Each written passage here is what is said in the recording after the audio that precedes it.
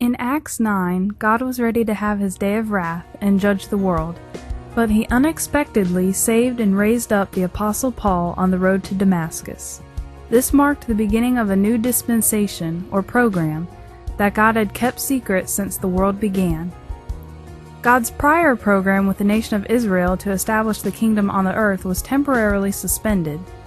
This present dispensation in which we are now living was a secret, or mystery, meaning that it was never known about previously.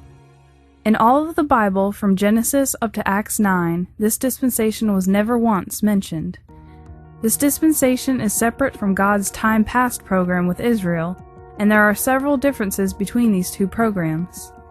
The main difference is that while God's program with Israel was designed to repossess the earth and establish God's kingdom, the dispensation of grace is designed to repossess the heavenly places. God revealed to Paul his plan to repossess the heavenly places from Satan, the prince, the power of the air.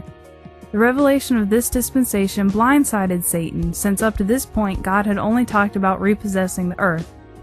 Now, having revealed that he would repossess both the earthly and heavenly realms, God proved that he would defeat Satan and be the one and only Most High God, possessor of heaven and earth. Another major difference is that today, God is not dealing with Israel as his chosen nation. Instead, he is dealing with everyone on the basis of his grace. Jews and Gentiles are not separate, but one, with no difference between them. The Apostle Paul notes that the gospel message for eternal salvation is offered equally to both Jews and Gentiles. Even the righteousness of God, which is by faith of Jesus Christ unto all, and upon all them that believe, for there is no difference. This is quite different from time past in Israel's program when Gentiles could only be saved through God's dealings with Israel. The fact that God is using both Jews and Gentiles to repossess the heavenly realm is a part of the mystery revealed to Paul. Saints today are forming the body of Christ.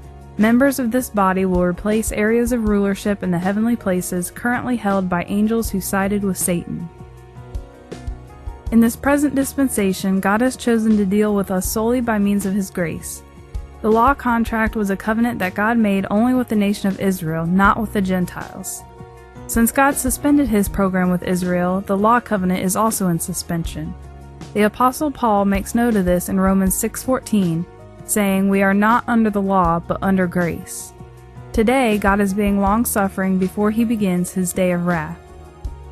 Since God is not recognizing his covenants with Israel today, the results of those covenants are not in effect. For example, the 5 courses of punishment were all brought upon Israel for their failure to comply with the law contract. But since God does not operate upon the law covenant today, neither Israel nor any other nation is undergoing the 5 courses of punishment. Furthermore, all miracles, signs, wonders, and other forms of divine intervention mentioned previously in the Bible are not in effect today because they were covenanted only with Israel. While miracles were designed for specific purposes in Israel's program, the Apostle Paul says today, "We walk by faith, not by sight." However, God does perform something much more powerful in our inner man. Today, God offers us the chance to be educated as his sons.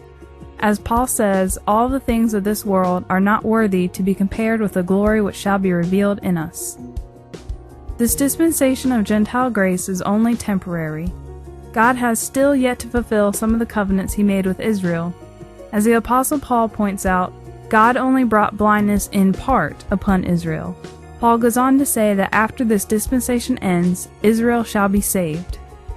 When Israel's program resumes, the covenants that God made with Israel will once again be in effect. God's program with Israel will pick up right where it left off, and God will be ready to have his day of wrath.